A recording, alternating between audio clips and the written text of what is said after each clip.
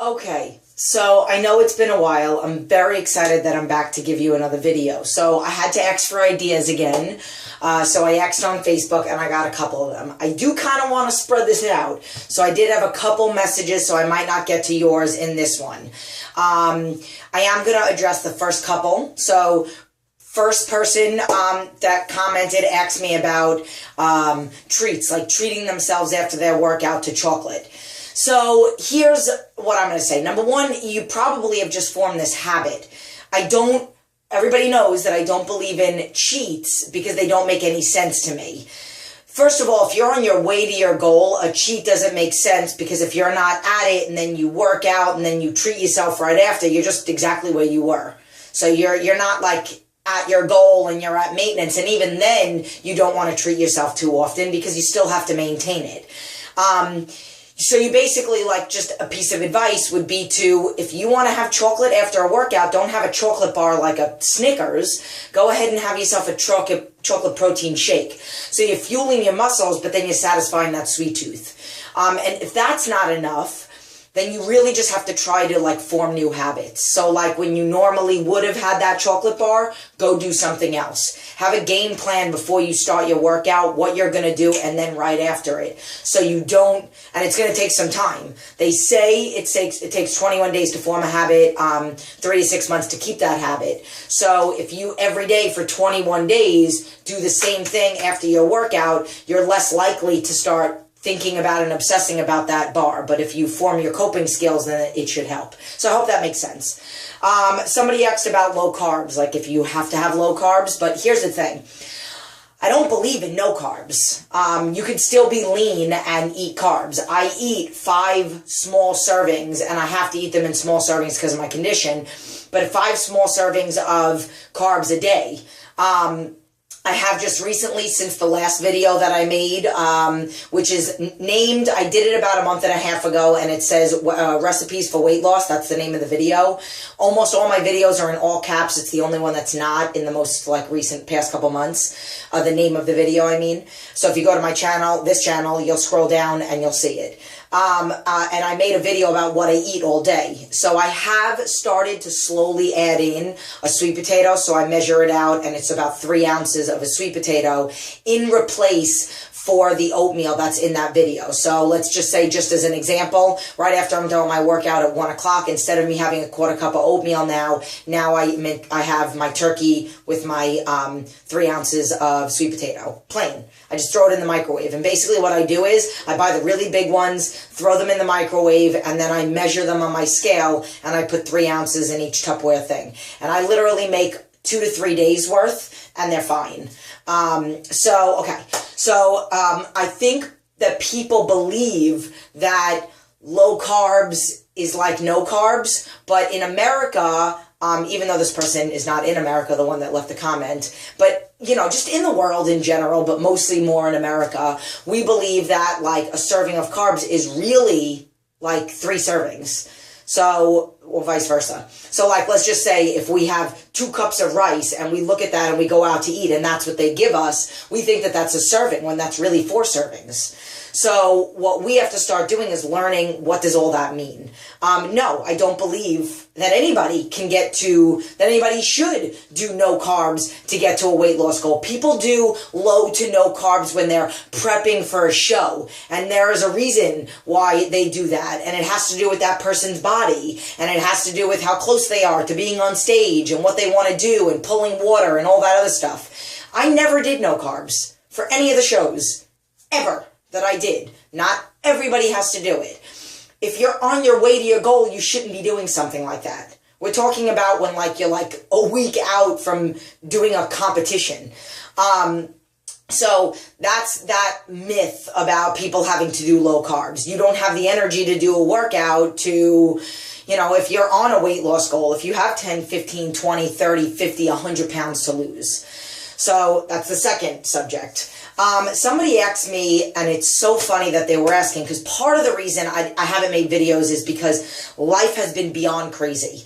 But also because I needed some ideas. But somebody asked me about, like, how do I stay positive with all the pressures and daily struggles of life? Lately, there's been a lot going on. With my business, my location, my, new location. It's out there. We've talked about it, and we're moving in like 2 months. So there's a lot of things that are going on, and what we're going to get, and where we're going to get it, and where we're going to put it, and all that other time. And like, just literally, there's a lot of stuff going on. A lot of organization, a lot of meeting up, calling, faxing, all that other stuff. New things that are going to happen, and it's been beyond crazy. But no matter what, like, there was actually a day, and I was going to post it, but it was just such a crazy day.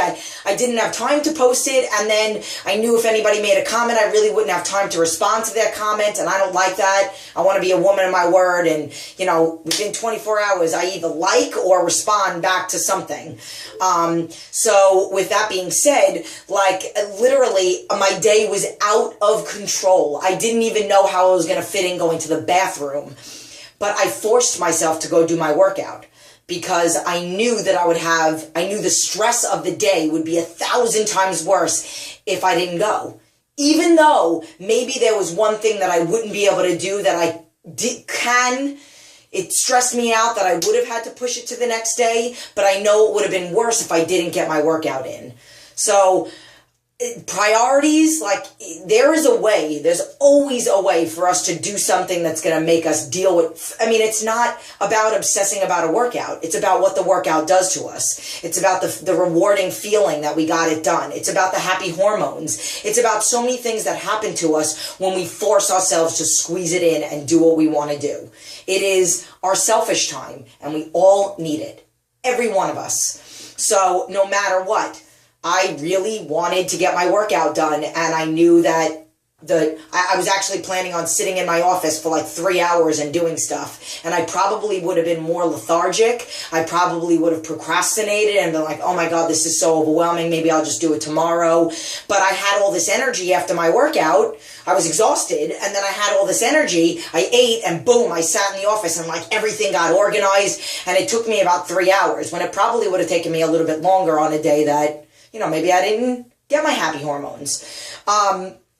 There are crazy things in life. There are struggles. There is negativity. There is a lot of garbage out there. But if we, number one, learn that it's good to be selfish. 100% of the time it is good to treat ourselves, because we cannot take care of anything or anyone else if we don't take care of us first.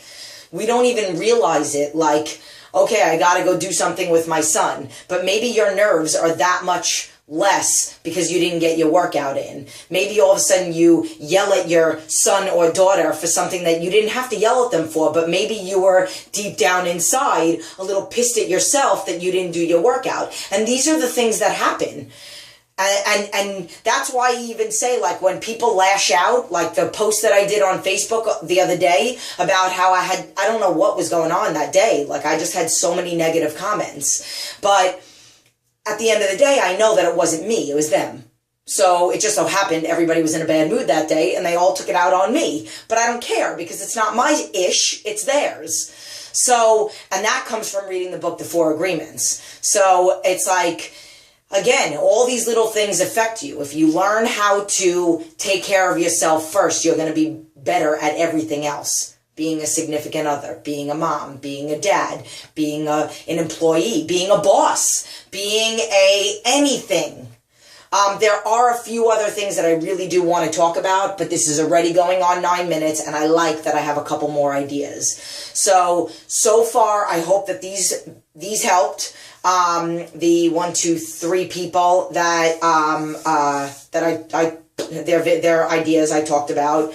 I have my little post-it over here. I'm going to talk about that one and the next one. Boom, boom, boom. And then there is somebody that sent me a private message. That I sent a private message to, and that's about workouts. So I'll briefly touch on that. Somebody left me a long message about their family members having allergies and food prepping for the family. And then they told me what their workout is. And I don't and I say this with all due respect, there's a lot of flaws. I don't believe in machines at all. I don't. I mean, I use one machine in not even every workout, one, and then I have easy, like 5 or 6 other movements that don't require machines. Machines limit the muscles that are activated. I don't believe in low reps. I don't believe in circuits. I don't believe in programs. I don't believe in, doing the same thing over and over again for the next 4 to 6 weeks. I don't do that. I don't do that to myself, and I don't do that with any of my clients.